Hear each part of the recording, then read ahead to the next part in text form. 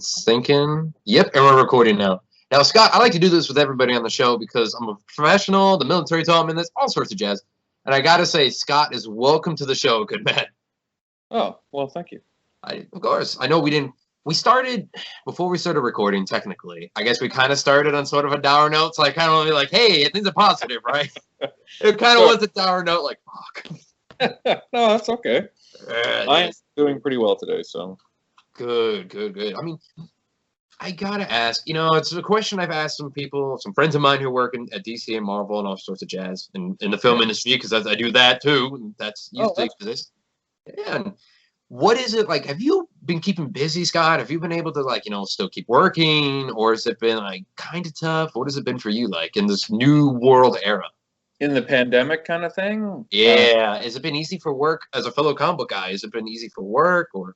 Well, it's never really that easy to do everything anyway in comics because things pop up, things go away. But yeah, it's been an odd year. I mean, normally I think things are a little more stable, but they seem to have stabilized out. It's hard to tell, like you kind of imagine that things are well, you get kind of superstitious as a freelancer, so you never know like what's happening in the rest of the world, That is true. You don't know. Yeah, you don't know. So like, I had a project that I was working on for Marvel that got sort of sidelined just because of the pandemic, and I'm not sure what's happening with that, but I've been doing a lot of stuff for DC, and I've been really enjoying it. So like, and I've been working on one of my own projects, that I want to try and get out someday. And, so it's a little mixture of that, like just some odd, pitches that we've been doing with a couple friends, and, one project that I'm kind of working on to try and get going, and and then just freelance. I mean, it's pretty much the same as it was for me before, just a little more uncertain, I guess. I've never. True. The uncertainty level was high. Yeah, I mean, I could count on just one finger the amount of times that I had a project. Once I finished it, like shelved. For an indefinite amount of time. So like, the one that it was How to Read Comics the Marvel Way got sort of just pushed off to the side. It was supposed to come out. Are you shitting me? No, it's just normal. But it was supposed to come out around April 1st or April 3rd or something like that. And it just got shoved off to the side. They haven't canceled it. I think that they still have it. The first issue and a quarter are done, so it's just a matter of trying to figure out, like, where it fits into their publishing plan, if it does anymore. It's true. So it's true. Well, I mean, you work like crazy, because it's even in your Twitter bio, which I thought I had no idea. Like, you're a cartoonist, you've done Deadpool, and apparently a songwriter too. I'm like, wait, Scott does songwriting, like, legitly, or is it just one of them fun things you put in there? Yeah, no, you can look up, I have a lot of stuff on YouTube. If you look up my name, Scott Koblish, on YouTube, you'll find a whole bunch of, I was like 20 some odd songs that I was just sort of workshopping, out and playing and stuff like that. So yeah, absolutely. Yeah, there's a lot of music, there's a lot of art, there's a lot of, just, I kind of try and create all the time, so. It's true. I mean, especially in these times, like, I found doing what we love is extremely important, especially in like the whole pandemic world that we're in right now. Like, I think it's almost been like, maybe a yay or nay in this one, Scott. It's almost been therapy in a way. When I'm writing, because I do the writing side of things. I mean, you're doing the magic and being an artist and bringing words to life, but it's almost been therapeutical in a sense, being able to do what we do during this time. It's like, I can take a break. You can turn off the news and everything like that. And am I wrong in that sense to think that, or have you been in the same boat? I've used my work to kind of soothe me for years. So yeah, I really enjoy it. It's a long process of just sort of like just sitting and drawing. It can be very meditative. So I enjoy that aspect of it. Yeah, the world is kind of crazy right now, so people get really worked up. So I'll poke my head out every once in a while on social media, but then you just don't want to focus too much on it because it will drive you down. Oh my God, it will. Yeah, you're like, oh yeah, let's see what's going on in the world. Oh, I'm done. How long are we on the news? 2 minutes. Oh. Yeah. But I've been pretty happy. I actually I just did a whole bunch of assignments where it was a Batman story or a set of Batman stories for DC. It's Batman Gotham Knights. It's a digital first kind of thing. So it's I got to draw like Batman, which is a really lot of fun. I got to do Toyman and Wow. this other character that doesn't have a name, um, yeah, it was a lot of fun to sort of create things, and Toyman was a lot of fun. I kind of, I've seen a lot of Joker stories and things like that, but it was nice to be able to draw like a Toyman story. So, and I think I figured Batman out, so that was a help for me, because I've drawn Batman a couple times, and it just it looked great, but it just hadn't clicked in my head about like how I wanted to draw him. And this time out, I was able to sort of just finally figure out what it was I wanted to say with the character. So, Which is so the that was thing. fun. Yeah, that's a big thing. Like, Yeah, people don't often talk about that, I think, as artists. They think you guys just like look at a picture like, oh, I want to do this, and that's it. But no, it has to click with you guys. And there's so much more into it than I think people understand. Like you just mentioned yeah. it.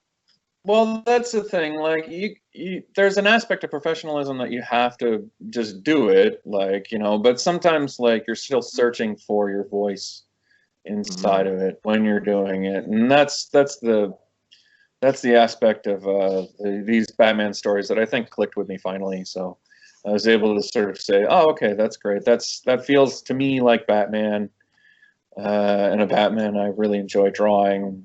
So it's really pretty good.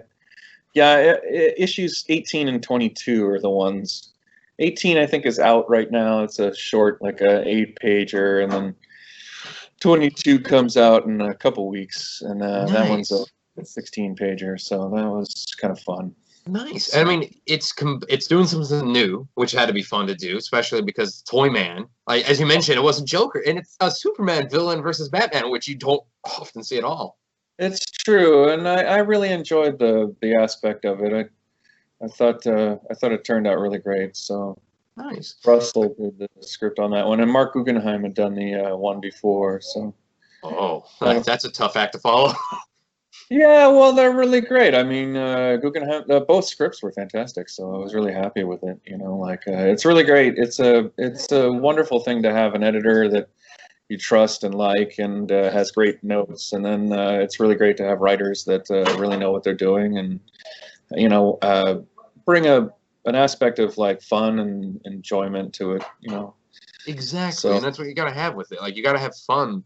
yeah, There's people I've known people in the industry. I won't say names, but I've known friends of mine in the industry, and I tell them they're like, oh, it's just so much work. I'm like, but you gotta have fucking fun. That's the point of why we're doing this. absolutely. We're not doing it.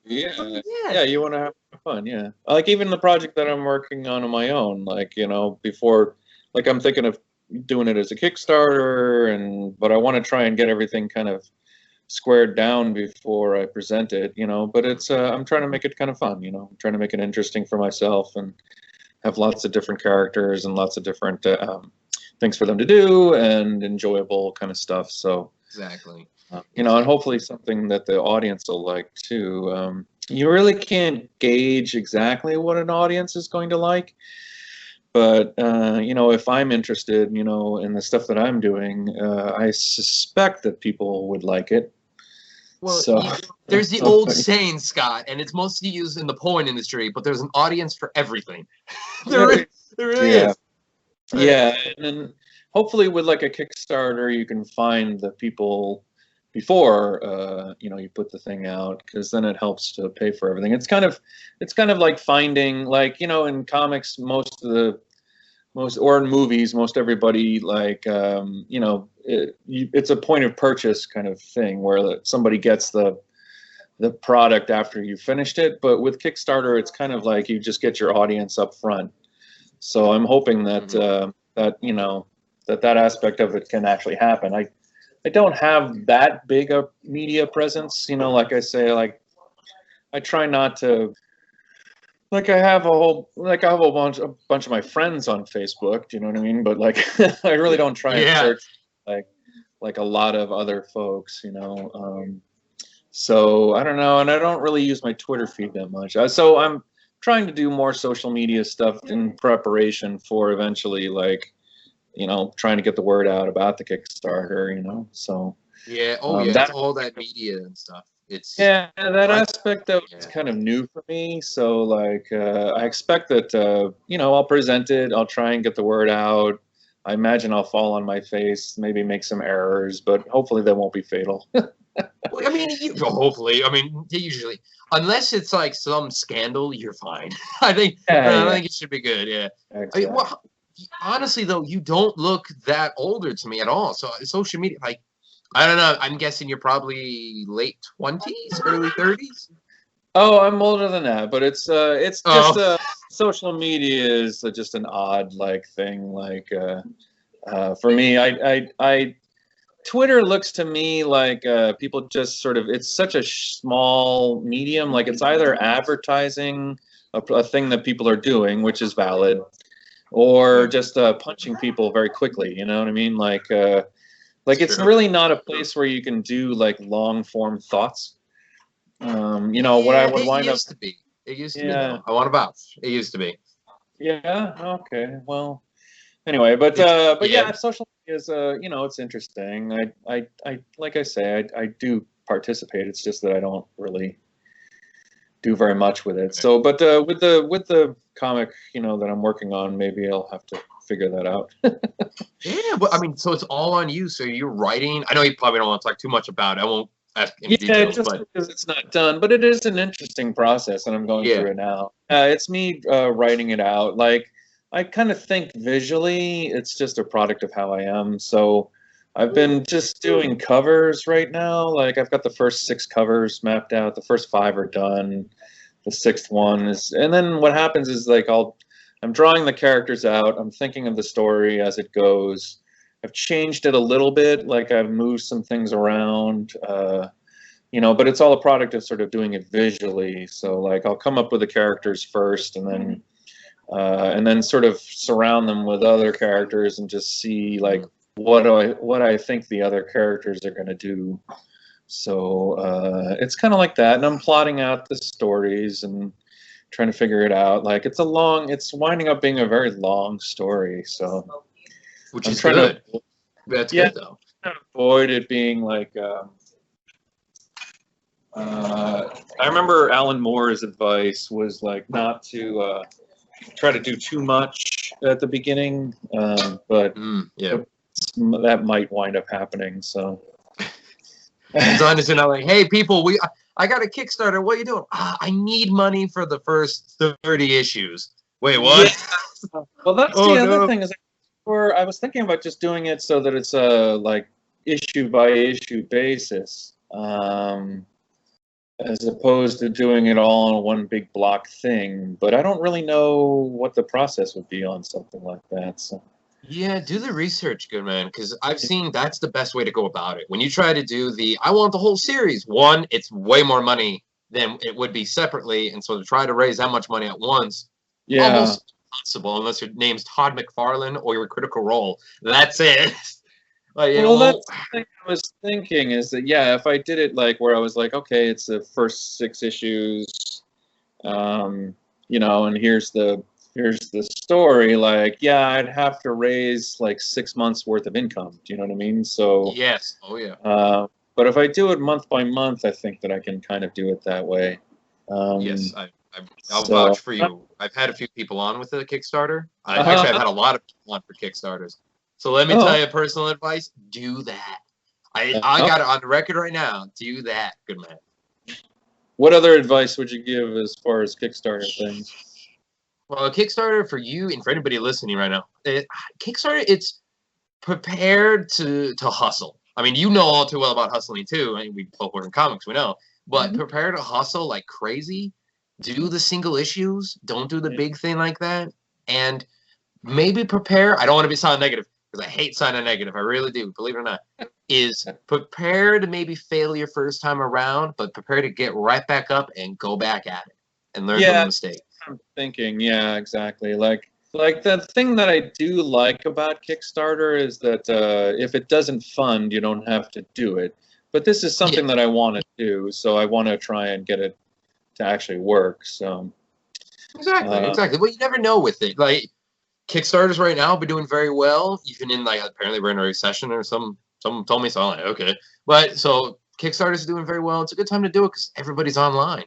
So I think it's good. But I've been very curious. So as yourself here, I want to talk about you for a little bit here. Were you a comics fan before you got on the comics though? Oh yeah, absolutely. Yeah, I picked up comics from when I was about 7 years old, and I liked animation before that and stuff like that. So yeah, I'm a comic book fan. All right, good. So I there's a subject change there, but I was like, let's not talk about this anymore because otherwise I feel like we may say something about your Kickstarter you don't want to. So I didn't want to like dive down the rabbit hole. It's not ready yet. That's all. You know, like you sit there and you're just like, I want to tell people because I'm excited about it, but it's one of those things where like I know that I'm not quite ready to put it out there. Yeah, so, it's the curse of being in the place. Yeah, there's a time and a place for everything. But yeah, I'm a giant comic book fan. I spent my entire teenage years like reading comics and you know, going to school for it and stuff like that. So like, I did. I was lucky enough to be living in New Jersey about, I guess it was like a 20 or half an hour drive to the Kubert School from where I lived in Morris Township. And that was a lot of fun. You know, it was Joe Kubert was teaching the classes, so you know, it was nice to have that. You know, as a kid, you kind of got a sense that well, he kind of beat the fanboy out of me. Like he just was like, this is a job and it's very important to like focus and drive down and there's no goofing off. So that was a good thing to do. But yeah, definitely a great way to start, you know. So would you recommend it usually? Because I have to be honest with you, I think maybe the only people I've had on the show over 3 years of doing a show, even friends of mine have had on, I think maybe 2 people have went to school for comics. Oh, maybe 2. Yeah. So would you recommend it to an artist, or like especially Kubert School? Because I know wonderful things about the Kubert School. Heard only wonderful things. I would recommend the Kubert School. Yeah, if you're of college age and you want to try and go into comics, that's a great place to do it. There are a lot of art schools that'll give you some sense of you know, art and like a wider variety and a wider kind of view on things. But yeah, you know, it's not necessary. I think that if you have the drive to do it, then that'll be where you find your focus, you know. So it's just that with college, it helps to kind of be around like-minded people, you know, people who want to be there because they're really into comics or really into art or something like that. And to have teachers that can kind of guide you, maybe help you skip a step or two. But you're right. I mean, honestly, like there's nothing like actual experience of just doing a thing day after day. So nobody's ever asked me like when I got a job, you know, when I work on whatever Batman project or Deadpool project, like nobody ever asks me like where I went to school. So. Oh, that's fair. Well, because they don't expect it though. Maybe it's because of that reason they're saying. But when you do say, "Oh, I went to school," it's got to add something else to when they're like, "Oh, this man's more of a professional." Like he actually went to school, or is it kind of like, "All right, buddy"? Just nobody's ever asked me. I mean, like my first job in comics was working in the Marvel bullpen there. So like, you know, there were people from Pratt. There were people from almost everybody had gone to some college. Everybody had either gone to Pratt or SUNY Purchase or Kubert School or SVA. Usually, sometimes you'd find somebody that went to RISD up in Rhode Island School of Design. And then now, you know, like I found that living out in California that like there's a lot of focus on animation. So if you go to one of the local schools here, like School of Art and Design or any of the stuff Cal in the Cal system, like that's kind of geared towards getting you into animation. So, which is great, but a different career path. So, Yeah. you know, and actually, I would say almost maybe a more successful career path, to be honest. Like animation, they need an entire army of people. With comics, you pretty much need like 3, 4. Yeah, yeah, that's true. That's true. But I mean, which one?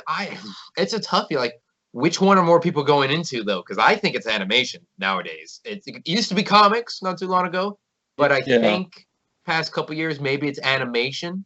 A lot more people are going into that one. So it's still a lot of people in comics, but Yeah, and there's a lot more women in animation as well. Like that's true. certainly, like I know that some of the graduating classes in the past few years have been about 70% female. So you know, like there's some differences, you know. Yeah. Which is but, true. It's good to see. Yeah, absolutely. So. Oh, yeah. Well, I'm curious on a sense here, though, because I mean, you've done Deadpool, you've done Batman, and such like that. But what was it when you were reading comics as a kid? Were those some of those that you read? Maybe not, maybe Deadpool, maybe not Deadpool. But like, was Batman some of them? What was it when you were reading that you're a kid that kind of got you to now? Because obviously, it affected you a lot when you were a kid. It did, yeah. Spider-Man was my focus when I was a kid. You know, up until about age 10 or 11, I could say. And then I probably would have. I don't know what my focus would have been in comics like then, but X-Men came along at a pretty important time for me, and then I just got really swallowed up by that. What year was that, by the way?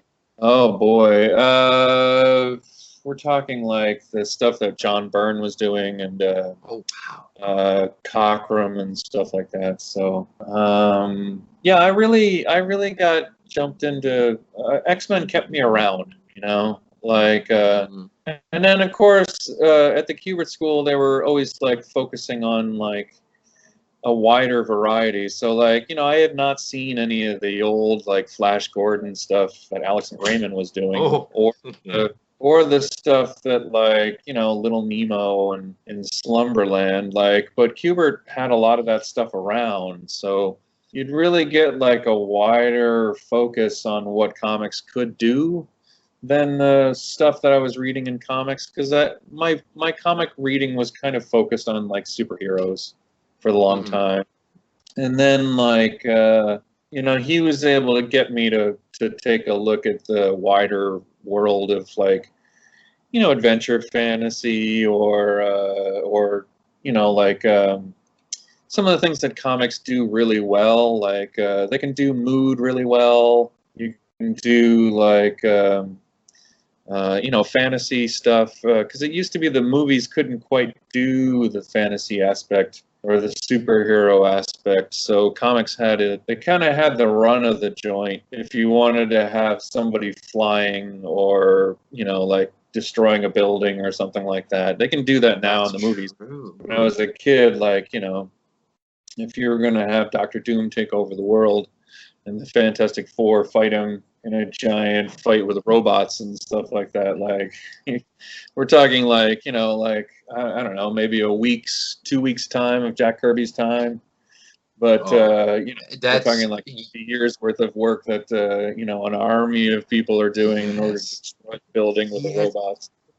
You're absolutely right. I've honestly never thought about that before from like an old school perspective on that of, yeah, the book comics were our thing that we could. I've never thought about that. Yeah, I mean, that kind of ages some people, but it's cool. I never. Yeah, wow. Comics were the place that you could have that, where you just didn't have that in other places. You know, even the comics. Yeah, and if you did though, think about it. It would probably look really cheesy. That's the thing. Like you're like, it actually looks good on the comic more than a movie. Yeah, it looks great in comics. Yeah, absolutely. Yeah, you can make it look really stellar in comics, but in movies, yeah, if you slip up and if we wind up on either side of the uncanny valley, like, you know, you can be in a lot of trouble. Oh yeah, like 100%. You know, the first Spider-Man movies, like when he's jumping around, like you know, in a long shot, like it's clearly like computer animated, and there's something off about Yeah. the way that he's balancing in on that flagpole or jumping from one thing to the next, and it can really take you momentarily out of the action. But in comics, you're pretty much in it as soon as you start reading it. So, you know. There was what was it? There's a saying there. Is what there was, I don't want to butcher it, but there was a saying, it made me think, I heard about it a long time ago, and it involved comics and film, to say working in comics, you can do more with the budget for a can of soup than you could for a whole budget for $1 billion movie. And it's like, that's kind of true. Yeah. Yeah, I think that was Yeah. I think it's the same, like, you know, like 50 cents and you can get this big, huge, expansive world. Like as you said with Spider-Man and such, like, it actually looks better on the page, and especially compared to the first movies. But and then you do big battles with Doctor Doom, like you mentioned, and for 50 cents you pay someone to do it. And then $1 billion movie budget, it looks all right, but somehow that book seems a little bit better.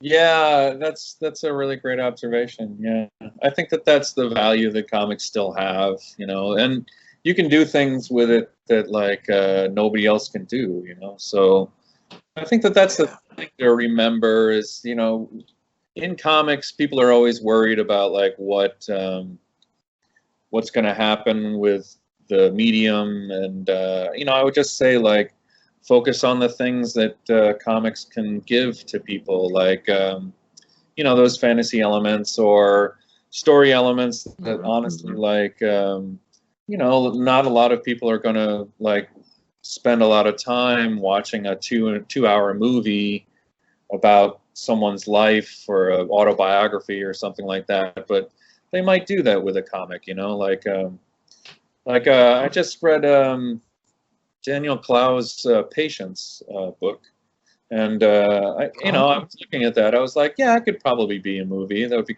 kind of interesting, but like, you know, it's just kind of interesting to see, like, you know, if you've got you know, repetition of images and juxtaposition of text and image, like there's a lot of things that you can do in comics that you're kind of limited in movies. Like the thing that I think comics still do is that we have that juxtaposition of text and visual that they don't really do in movies that often anymore. An overdub of somebody talking in an, you know, with an image, it's just not done very often, but with comics it's done continually, you know. So like, it's true. Oh, it's very true. Yeah, you can have like a picture of a flower and then have someone describing the Dresden firebombing, you know, like 44 or whatever, and then you can have it's a mix of the two, you know. But with movies, the narrative is very it's like a train. It's like getting on a train. You get on the beginning of the train, and the train takes you to the end. And it's not like you can flip back and forth between positions. Like if you're going from San Diego to Los Angeles, like you can't really halfway through the trip just like take a look at the page where you were in San Diego. You know, you're on a it's true. Yeah, it's very true, and I want to give it. There's a good example I have for that. You'd rather read the comic, and it's I saw a blip of it on Shark Week once, and this is done by Scholastic, and there's way more blood than I've ever seen in a Scholastic book before. Oh, wow. And it's at Walmart for sale. And the kid, I called my attention. My girlfriend and I shopped. Kayla, love her. We had the thing on there.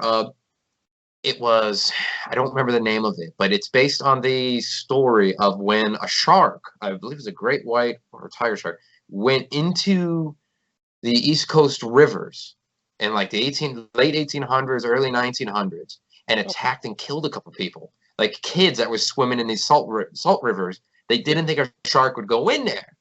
And it was like the first documented shark attacks, I believe, on American soil. And the kids were attacked. Somebody lost a limb, I think, or something like that. And it's this whole thing.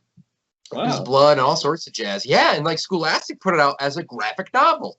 Huh. And I'm like, oh, it was like, hey, love, look at this. I'm looking through. I'm like, I know this historical. Let me look through this. I'd rather read this book. This is way cooler than watching a documentary. This is awesome. Yeah, absolutely. Yeah, that's really neat that they did that. Yeah, Scholastic's a pretty interesting little company, so they do all sorts of Still kicking too. Still kicking.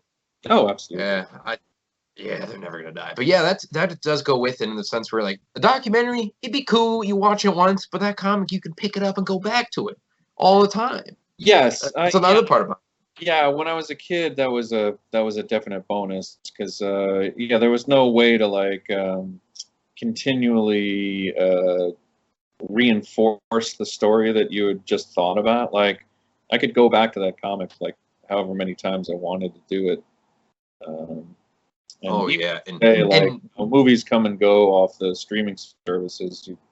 You can look up something and yeah. it'll be there, but with my comics, I can find it.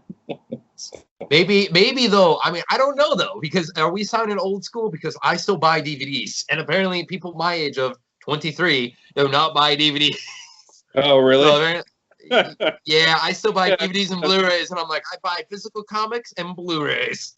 I'm old. I don't buy know. physical comics still. Yeah, I mean the comic shops are still there. So even during the pandemic, you know, some of them struggled, but I think that they're all pretty much the ones that I had gone to are all still there. Oh So, yeah, yeah. but They there's evolve. some Like great we. ones in LA. So.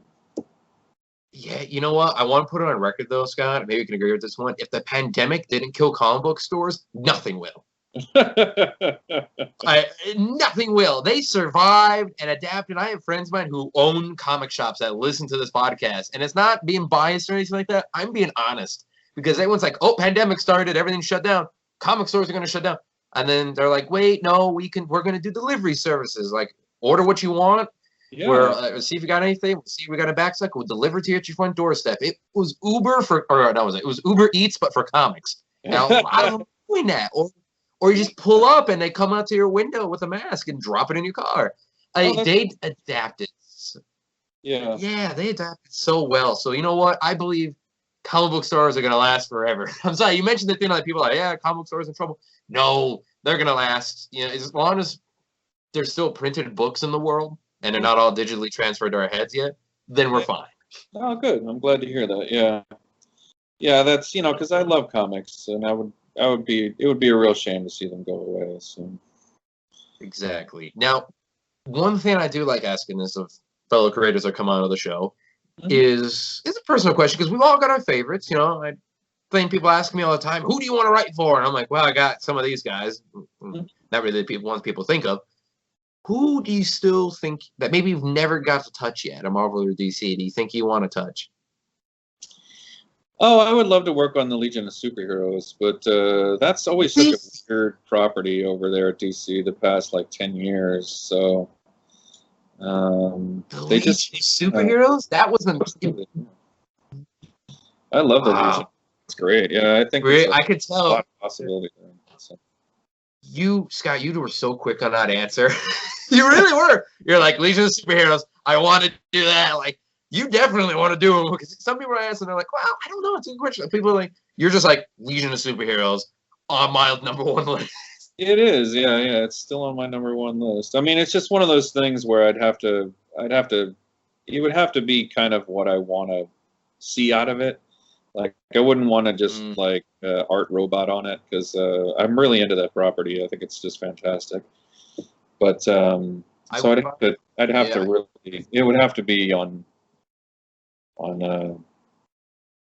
terms that I could kind of live with. But It's true, which would be tough. It would be tough. You know what though? I want to get on a record. Saturn Girl is an underrated heroine. I think she's awesome and deserves more spotlight. But that's just me.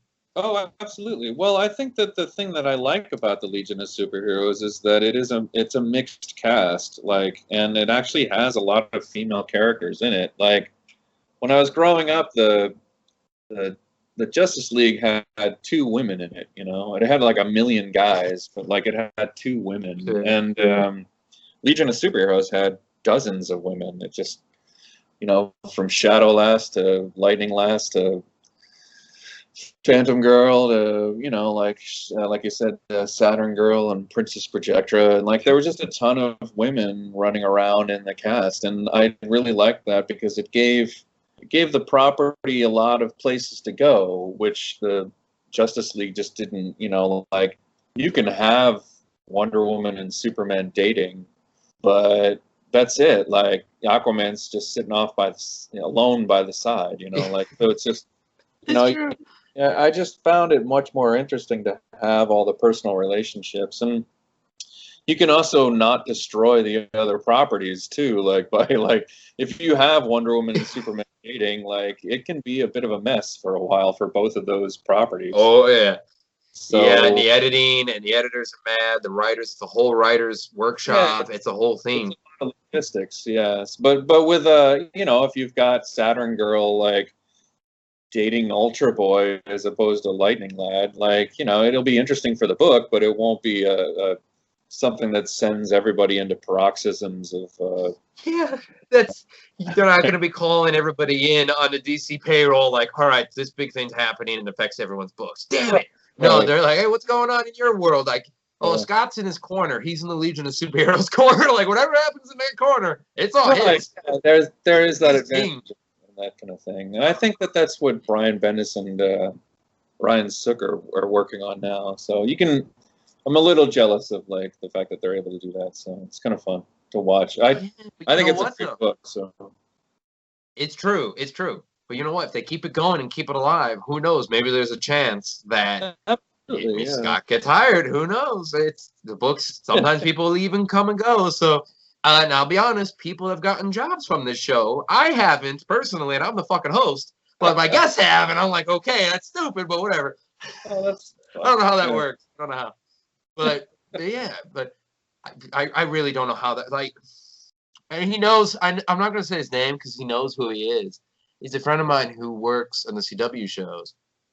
And he's like, I want to work on Batman. He's like, that's my dream. I'm like, oh, that'd be awesome, man. Like, I've said who I want to work on the show plenty of times. Like a DC or Marvel, like Al Jordan, Green. I don't want any of the big names. I want some of the D-listers or C or B-listers. That's all. And then he's like, 2 months later, hey, Dakota, like someone listening, like, all of a sudden I got this job at Batman. Like, are you shitting me? Like, he got a job at Batwoman. And it's like, are you kidding me? Like, yeah, I'm working on Bruce Wayne. God damn it. How great is that, though? That's really fun. It is cool. It really is fun. I was really proud that he got it and such. And it's like, some people have gotten comic jobs before, too. They're like, oh, I got this acting gig. Someone listen to the show. Or, hey, this person's looking at my work now because they listen to the show. And I'm like, oh, my God. Oh, that's really it's like, you know what? Thank God I work for Comet. I'm proud of you all and I love you all. But shit. Well, that's a great thing to have happen. I mean, it's wonderful to have your friends like succeed, like, you know, like, and that, you know, they owe a little bit to the conversations that they had with you and stuff like that. That's really neat, though. Yeah, I'm happy. Great. Yeah, it is. I'm happy they got their jobs. Anybody gets a dream job, I'm happy for them. Absolutely. No matter the cost. You have to be. You just have to, because, I mean, shit, I've seen people rise and fall in comics, and I hate that. Yeah. You know? I mean, the thing that you have to kind of remember is that it's a long life. Like, you find yourself in places or working on projects that, like, you might not have thought were going to be as much fun as they were, and vice versa, too. Like, you know, your friend can be on that dream Batman job, and it just doesn't click for whatever reason. Or, you know, like when I first took on Deadpool, I didn't know that much about the character. I had done some inking on it like 10 or 15 years before, but it was just like rush jobs that the editor would say, quick, I need this done, and I would get it done overnight. So I didn't really have that much of a connection with it. But when I started working on it, like, you know, it was a weird kind of way into the property, because we were doing these little flashback kind of stories, you know, things set in the 80s or the 70s or the 60s. Yeah.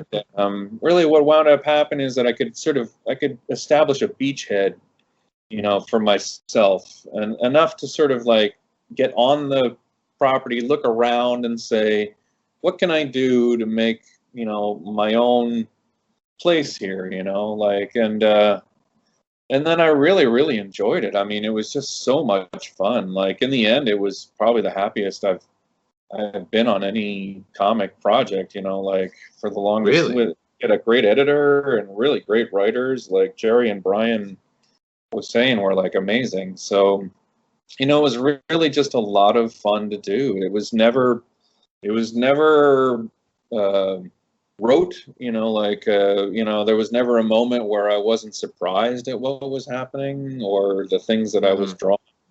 It was always entertaining and engaging and challenging. And so that was a good 5.5 years, like, you know, but you just never know where it's going to come from because, you know, I'd done all sorts of things like before that, like, you know, like I'd done some, you know, there were sort of like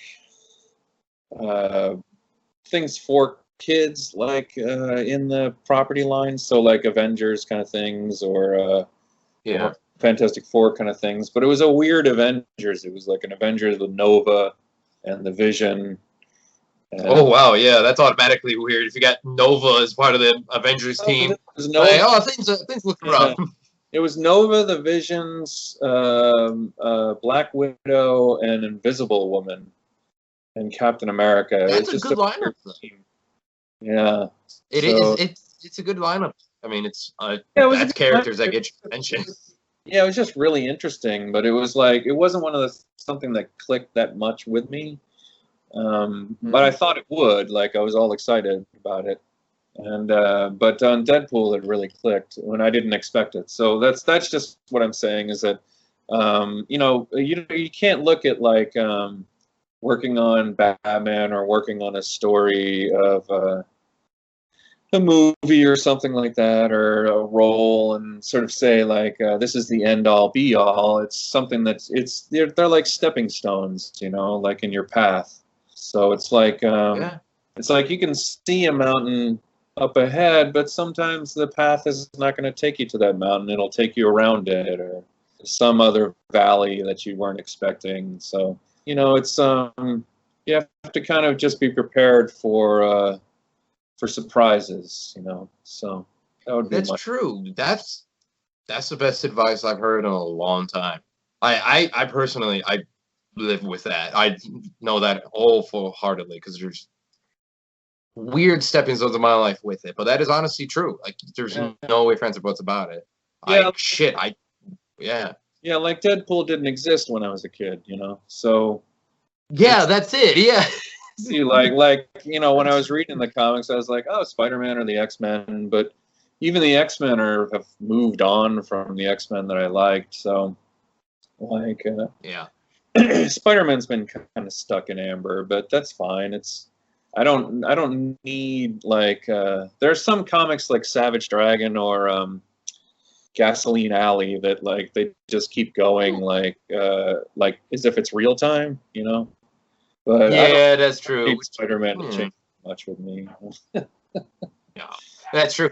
I got a fun little stepping stone for you. We're coming to the end here, but a fun little good example of mine with that is I work in filmmaking, as I mentioned before, but don't do it as much anymore. Before kind of COVID, it was kind of getting in there. But my stepping stone was a few years in filmmaking, working at like Rumberg, a bunch of other people, and feature films, all sorts of jazz and shit. Nowadays, though, like when I'm not doing comics, the podcast, or anything like that, like I'm working full time with animal caretaking, you know, at an oncology center here in town, and work with exotics. I worked at a zoo for 4 years, so it's the thing. Like, yeah, so it's this whole thing. The stepping stones, like I still do film every now and then. Like I do film tie-in comics, and I do film writing, one on script writing, but I'm not doing the set design and building that much anymore. But the stepping stone from film was like I love this and create, and then the stepping stone from film was 2 comic books, and then it was also a stepping stone. It was a 2-in-1 stepping stone to animal caretaking and such like that as well. So, yeah, you never know.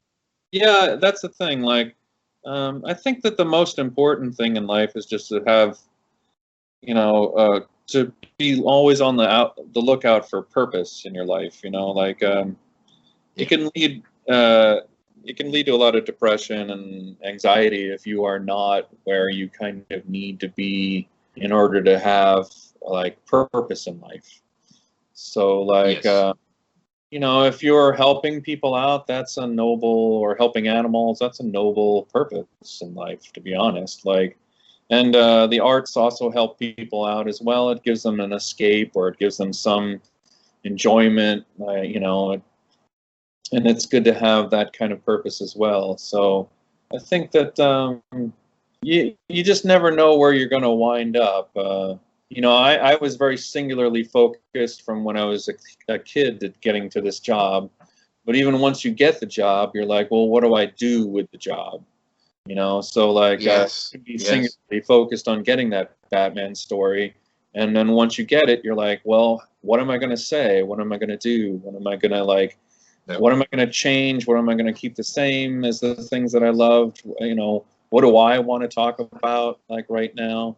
So you know, it's a field in the arts is always going to change. It's always going to evolve, but other people's lives and other people's jobs and things like that change as well. Like, you know, so it's true. It's very true. It's very, man, we are at the end of the episode here, because like I said, I don't want to take too much of your time. This is almost a TED talk for life and like working in the arts and shit, Scott. This has been amazing. Like, I personally, like, I've been through a lot of this already, so I kind of know a little bit of it, and I live by a lot of shit you're saying. But the people who don't, like, my God, if they don't, if you listen to this episode and don't take anything, I'm sorry. Cannot help you anymore.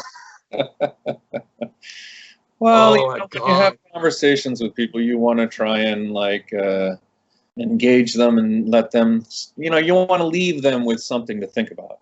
You know, I think that even in art, like if you wrap up everything, you know, that you started out the story with, and you don't leave something dangling or some thought, you know, to like sort of like something like some pearl or some grain of sand that they can mull over for the rest of their lives. Like, if you're not leaving that there for them, then like it's just a conversation that'll be forgotten about for, you know, for the rest of your life. So exactly, you know, so that's great. Exactly.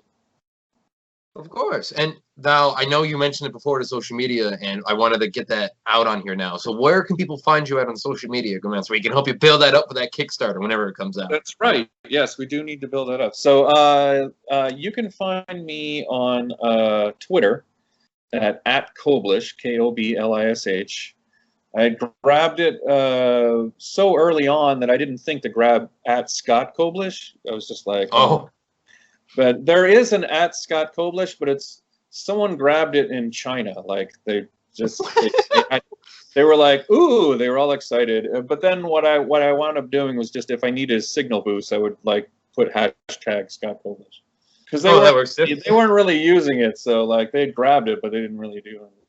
But you can find me at Koblish, and then on Instagram I'm Scott Koblish there. So Koblish. Sweet. Well, good man. I want to thank you so much for coming on to this podcast.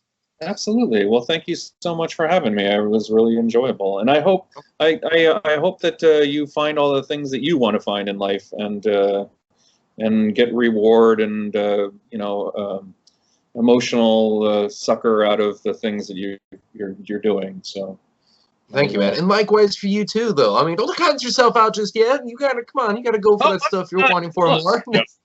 Okay, I'm like, hold on here, Scott. Don't sound something like, oh, I hope you find it because I never did. Wait, no, hold up.